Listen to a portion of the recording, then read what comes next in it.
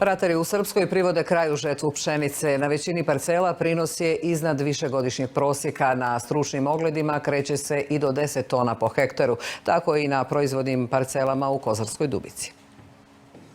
U preduzeću Jelena, koja je sena sjemensku pšenicu zasijala na 130 hektara, posebno ističu prinose sorte Grindor na oko 80 hektara. Imamo rezultate iz Bijeljne gdje se javljaju ljudi sa 10 tona, Grindor je dao 10 tona i u Bijeljni, 9 u Gradišci, 8. Ovdje u Dubici kod nas je oko 8 tona, 7, zavisi od proizvođača do proizvođača. Osim genetskog potencijala sorte, rekordnom prinosu doprinio je kompletan set primijenjenih agrotehničkih mjera. Sad mislim da je došlo vrijeme da nove tehnologije, primjena agrotehnike u punom smislu, znači sortiment je izmijenjen značajno, sve se ovdje radi o novim sortama,